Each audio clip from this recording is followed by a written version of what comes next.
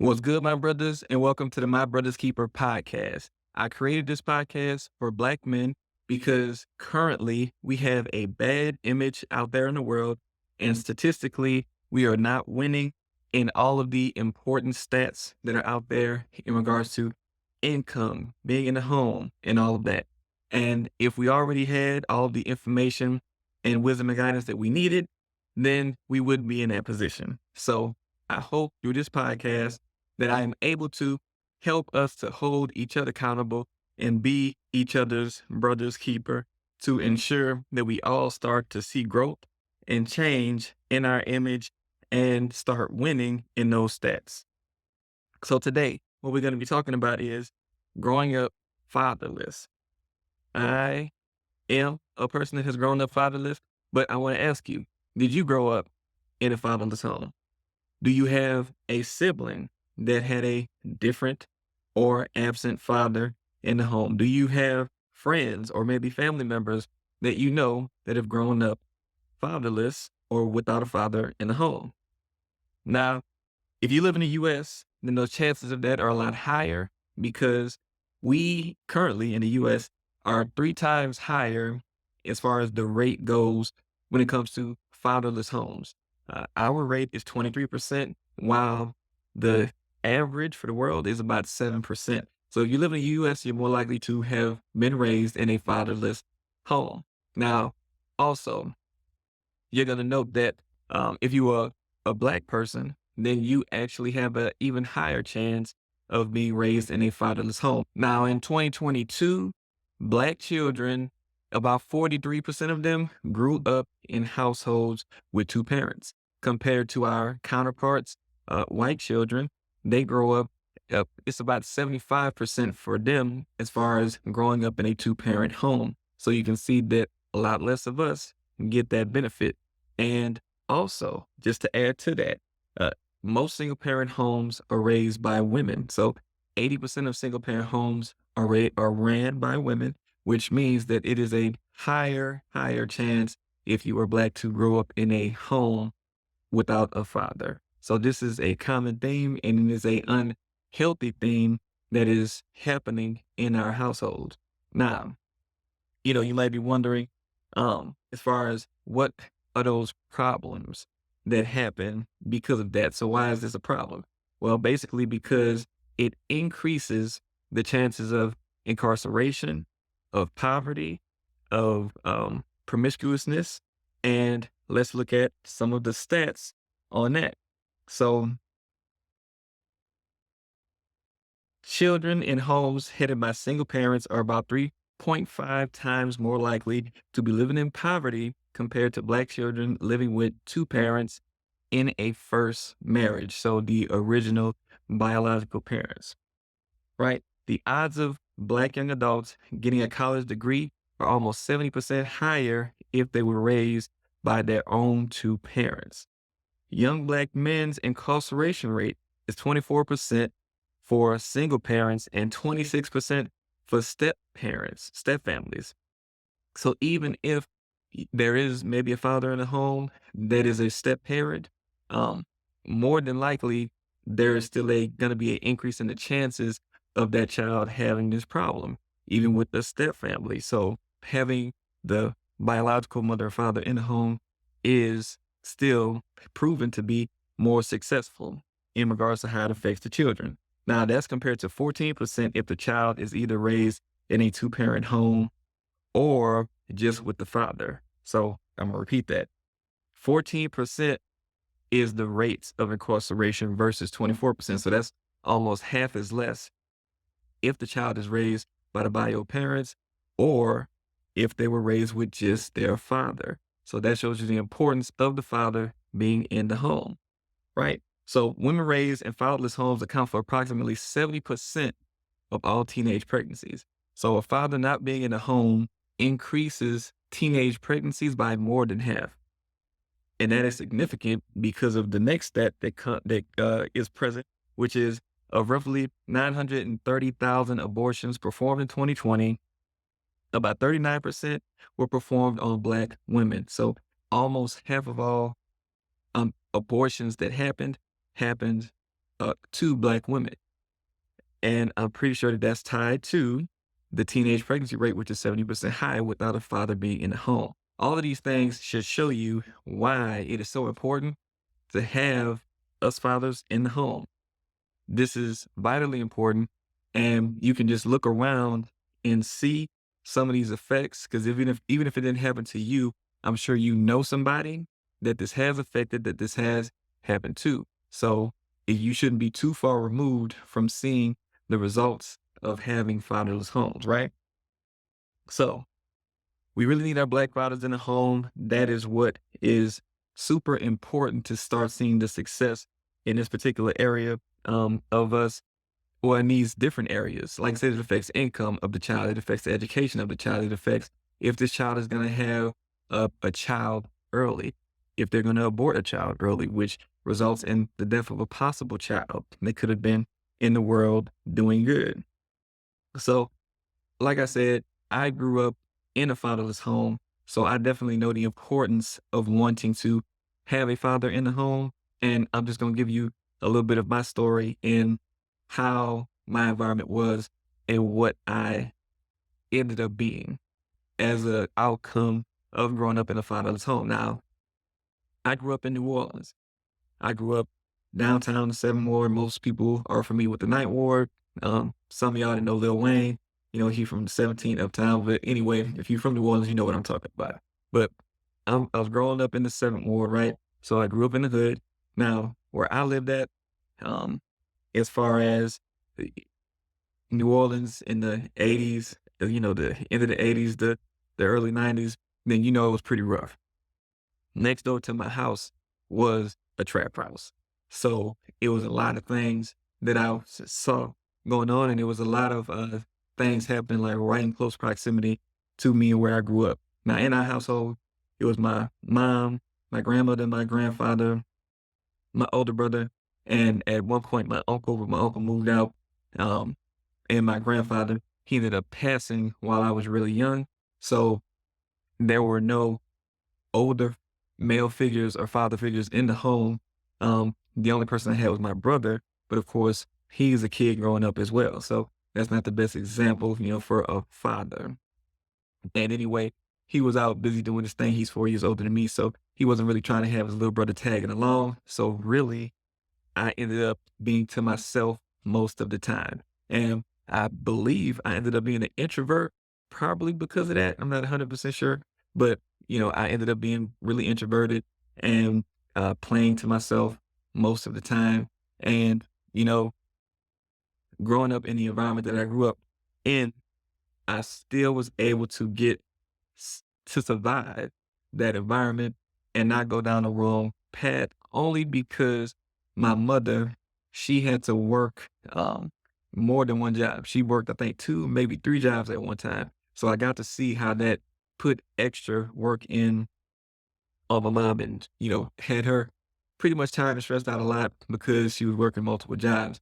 And she was working multiple jobs because she wanted to put me in Catholic school. She put me in Catholic school because she wanted me to get a different level of education and she wanted to try to protect me from some of the things that were going on in the neighborhood, in the city, so that I didn't go down the right path. And I do really thank her for that because it really did help me.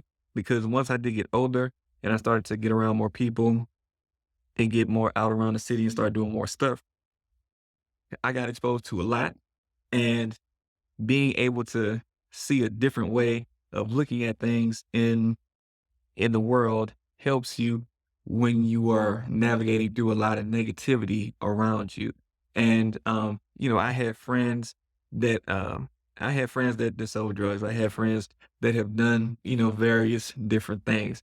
And, I even one of my friends tried to recruit me on to sell with him at one point, and I had, enough sense to be like, "Nah, I'm not gonna do that." And I'm really glad that I didn't because he ended up, I think maybe in a year or two after he had asked me to, start doing some stuff with him, he ended up dying, to say the least. So it's really, really easy to fall into traps and pitfalls. I'm pretty sure if you grew up fatherless too, then it might have been, similar situations out there with y'all. It might have been different situations that had you had a father in a home that you would not have had to go through or experience. And, that's just some of the things that come with having a fatherless home and everything like that. So, you know, I didn't get some of the guidance that I needed. My mother had to work extra hard just to make sure that I was in a good place to try to shield me from some of the negative stuff that was around me. I even, still ended up, while I wasn't the worst child that I could have been, or as bad as some of the people that were around me, I grew up around all of this negativity, all of these people that I saw doing bad things. Pretty much everybody around me was fatherless as well.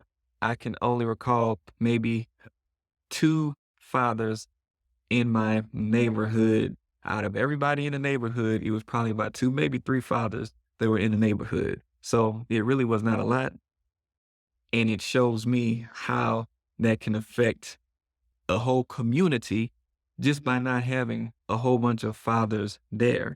And so this is some really serious stuff when you look at it. Now, ultimately, I ended up going to college, even though I had no aspirations for college. At my high school, they had to talk me into wanting to go to college. Um, I ended up having to change my major at some point to be more focused on business because I was in the mindset of just being a mechanic. So I was ready to, you know, I wasn't thinking higher in regards to what I could do. Now, not nothing wrong with being a mechanic or anything like that. So don't think I'm saying that because I was about to be one and I was so ready to be one. But I didn't think higher because I didn't have anybody to kind of show me different ways to think on how I could be earning more money or earning money in a different way. So I ended up being good. I grew up, got out of the hood, went to college, um, ended up getting my degree, ended up getting a master's, ended up not having children until I got married. And, I became an entrepreneur along my journey too. So in most, relatively speaking, I would say that I did pretty good coming from where I came from and being able to do what I'm doing now and getting out of that without having a bunch of children everywhere and all that because that was definitely happening around me. I know I know more people that have children, dudes that I grew up with or around. They have children and they're not married, than those that are married. Um, in college, I was able to see more of a different spectrum of what was going on out in the world with more married people and maybe some children out of wedlock, maybe some not. But I got to see a different perspective once I got out of the situation of where I grew up at. Now, looking at that, there were still some things that I missed out on. And I feel like these are some things that most people that grow up fatherless did miss out on. And, you could let me know if you agree that you also missed out on some of these things. One of those things was learning how to talk to women. I never really had anybody to really show me. I kind of had to rely on seeing my homies and what they did, getting advice for them because I didn't have a male figure there to kind of tell me what I should be doing. And I think when I first started off, I was a little bit awkward in that area. And, you being there in the home to teach your children that can, prevent them from being out there looking weird while they trying to talk to a girl. And just prevent some negative interactions there, which might lower their self-esteem because they already know what to say, what to do going in, and being able to see how you love your wife. Like that's something that's really important. If you grow up as a child and you see your father loving your wife, then that is going to be loving his wife. Then that is going to be something that is going to help you see how to navigate with women as well. And you're actually seeing it in practice versus just hearing what he's saying. And as children, we respond more to what we see than what we hear or what we're told. So that's something that's greatly beneficial that could help a child. Also, how to handle yourself around other men. When it comes to how men operate, we operate very differently than how women operate. So the way that we talk, the things that we're interested in, and if you are a child growing up around your mother and mostly your aunties and your grandma and stuff like that, you are more likely to grow up looking at what they're doing and get pulled into what they're doing, like watching ratchet TV, the Housewives and all that stuff. Like, you can get pulled into that stuff really easy, the drama, the gossip, and all of that, and that's not something that you want your young boys to get steered into. You want them to see what other men are interested in, what other men are doing, and see how we interact with each other so that they know how to act with respect and all that stuff. Need to put this on mute. So you want to be able to give them that advice and that wisdom early on so that when they are trying to get into other, other male groups or be accepted by other groups of men, they don't come they don't come towards them in a more feminine way just because that's all that they've seen is more feminine aspects. Luckily for me, I don't think I got a whole bunch of that because mostly my mom was working. I was probably at home with my grandma most of the time, but I was really doing my own thing.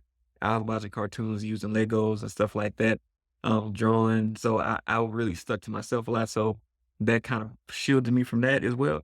But I do believe, even though I don't have a stat or anything on this, that them seeing more feminine activities can affect how they interact when it's time to get more interaction in with other men or, boys their age. And also being envious of friends or fathers, friends who have fathers at school that come and support them. If you have football games, basketball games, if there are functions happening at the school and you always going and your father is not there because he's not around, then that's something that can affect you whether you know it or not. Whether you build up a wall of protection to help you from feeling hurt about it, you more than likely are still feeling a way about that. And being there can help prevent that. So it can help you focus on what's important in life because it's a lot of different things that you can focus on when it comes to life and things that you can grab a hold of and take interest in. And as a child, you're kind of relying on what input you're getting to kind of decide what you're interested in and even see what's out there. If a father is in the home, you can be the person to tell this child 10 years, 20, 15 years ahead of time, the things that they should be focused on right now that will help get them ahead of, the other children that they are around or at school. They can have their mind focused on the right things in the right direction, and you can steer them away from things that won't help them to progress, won't help them to do as good as they would do in life if they took a focus or interest in something that's just wasteful or that will lead them down a bad path. So that's really important. Also, if you are a father and you have a skill, like I was about to try to be a mechanic, if I would have had a father, let's say there was a mechanic, he could have taught me everything for free versus me having to go pay a school too much money because school costs too much money, college that is at this point in time. It is getting higher and higher. Instead of having to pay all that money, I could have learned those skills from my father. And it doesn't have to be a mechanic. It could be any type of skill, whether it be business, whether it be operating in a certain industry. Um, Learning that without having to go through schooling, unless it's something that you have to be certified for. Like if you wanted to be a doctor, of course, you have to go and do everything through school that you have to do to be certified to become a doctor. And outside of that, there are a lot of skills that you can learn. And even if you do have to go to school, you can get that insider information from your father, and it can help give you a shortcut to learning those high income earning skills or skills that can help you earn money. So that is a generational thing that can get passed down and help your sons to be able to earn more. So you have to think about it from that standpoint. That's not one that I think most people think about, but it's very important. Um, and of course, showing your son what a man looks like, because a lot of times we have to go to, and especially our children in these days that don't have fathers in the home, you have to go to TV to really see what a man looked like. And you can either go to sports and you can see, while not everybody, you will see a lot of over arrogance, over macho-ness. You know what I'm saying? Um, for, as it's acted out on a court. And you would go to some movies maybe to see what a man looked like, and in a lot of the movies, they slide some stuff in the movies that don't need to be in the movies, that we don't really need to see, that our children don't need to see. And if we have movies and TMZ and these celebrities and sports people, and those are the only people that they really see that's giving them any type of guidance, it's really easy for them to be led astray. And especially with the things that culture is promoting in these days, it's not necessarily things that your son needs to be focused on to have a successful life, to have a prosperous life, a happy life. Um, a lot of these things give false senses of happiness from being promiscuous, having a whole bunch of women. Um, uh, if you look at the rappers and what they portray, because all children pretty much listen to music. A lot of black kids, of course, going to gravitate towards rap. You got people like Lil Nas X out there being an example to the children. He led off with a song that a bunch of children love, that Old Town Road, and now he know what he doing. I definitely don't want him guiding your child. And then a lot of the other rappers, that's all they talk about is killing other brothers, taking their girlfriends, taking their wives, having a whole bunch of women, and you see the cars and the money, and they associate, I need to get cars and money so that I can get women. And then we got more teen pregnancy. We got more. You see what I'm saying? It doesn't really lead your child in the way that they should be led to have a peaceful and prosperous, happy life. You know what I'm saying? So you have to be that example. You have to be there to show your son how to be a man. And I know I'm talking a lot about sons here, but and we have daughters too. So it is stuff that you do need to be showing your daughters, helping to raise their self-esteem, showing them what love looks like coming from a man, so that they don't just get hit with the okie doke from any little young dude out here who has the wrong mindset. Because if you have a daughter, then I know that you feel like I do, and you want to protect your daughter from maybe even the same mindset that you might have had growing up. You know what I'm saying? So that's a testament to how that old way of thinking, old mindset is not a good thing if you feel like you need to protect your daughter from somebody that might think like you did. You know what I'm saying?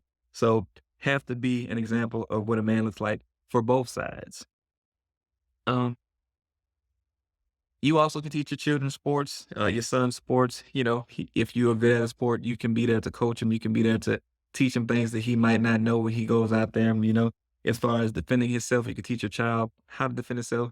It's a whole lot of crazy people out here in the world. You need to teach your children how to defend themselves, especially your sons. You know, because when it comes to the boy and boy interaction, most of the time, young men are trying to see, you know, who's the strongest, who's the best at this, who's the best at that. And hopefully it does not turn into an altercation, but if need be, they need to know how to defend themselves. You as a father can do that.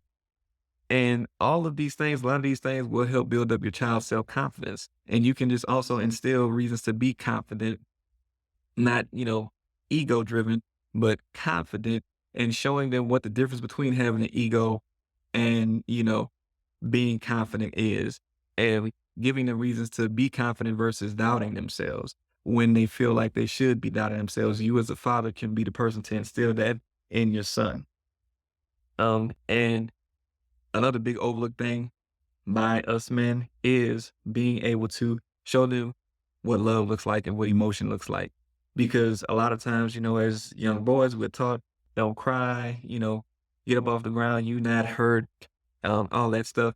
And sometimes, you know, you do need to tell them that so that they don't just grow up whining and crying about every little thing that happens to them. But there are times where you also need to be able to show your son and your daughter what love and compassion looks like. You know what I'm saying? Because they need to see how a man displays that too, so that they don't just try to be this hard dude all the time. They need to be able to see how you can still show love as a man, and they can regulate their emotions, and you can be a complete human and not just this macho man, Randy Savage type person. You know what I'm saying? You hopefully you get what I'm saying with all of these things, right? So at the same time, while I did feel like I missed out on all these things, and I know a lot of young men out there do miss out on these things, I also am grateful in my situation that my father was not in the home. Now, the reason why I'm saying that is just because of my particular father and his situation. I mentioned, everything that was going on in my household and the structure of it. Um, Basically, my father, I saw him when I was about 3, didn't see him again till I was about 12 or something like that, and he was in jail most of the time. And, by the time I ended up, kind of learning about that side of the family and how he was too, majorly how he was, it was really actually a benefit to me to not have been, under his care, spending a lot of time with him because, like with this whole podcast, I want black men to change how we operate, how we think, and how we move so that we can have a better image. My father did not have that good image. And the things that he was all about and for were things that did not need to rub off on me. And I would not have the life and the mindset that I have had I had his influence in my life. So I'm thankful that even though I didn't know it in the beginning, that God showed me later on that it was actually a good thing that he kept him out of my life. And, some of y'all might be mad at God, like, why you allow my father to not be in my life? Sometimes he protected you from some stuff that you might not even know you being protected from. But all in all, if that was your case, that's good. But we also have to be continuously focused on building better men, better black men, so that we can we can have a reason to be in a home and be a positive force in our homes and in our sons' lives and in our daughters' lives, and in our wives' lives as well. But really, I wanted to take a look at how this affects children and how, it affected me. And I know it affected all of us in different ways, but this is all very important. So more of us need to be in the home instead of out there sowing our royal oats. If more of us had this better mindset, in thinking about some of the things that I talked about already, if our mindset was stayed and focused on that stuff, and we were approaching life like that from a young age, again, telling your sons what they should be focused on versus what they shouldn't, and what they shouldn't be focused on. If we were focused like that, then we could actually uh, go and navigate throughout our lives without us sowing your sowing your royal oats being the main driving force of almost everything you do, and also likely the main derailer in you doing the stuff that you should be doing to get your income up, get your education, so that you can earn more and live a more prosperous life. And with that focus and not being out there, again, sowing your royal oats, you have less opportunities to be a part of that 70% of teen pregnancy in girls raised by in fatherless homes. You don't have babies earlier, sooner than you're ready to take care of those babies. You can actually uh, find a wife and focus on that wife or who might be a great wife prospect, and you can focus on getting your life together versus having all of the stress and headaches that come with having multiple baby mamas and the drama that may come with each and every one of them. The child support payments that might come with all of those children. All of these things derail your mental stability as well as your income and makes it a lot harder for you to get to that place where you should have been all along. So having the right mindset and focus will help us to be better fathers, be better husbands, and to create more children that will be able to live better lives, more educated, less poverty, and um no incarceration. And then we can start to, from the inside out, make our homes better, make our communities better, and ultimately be a better black community.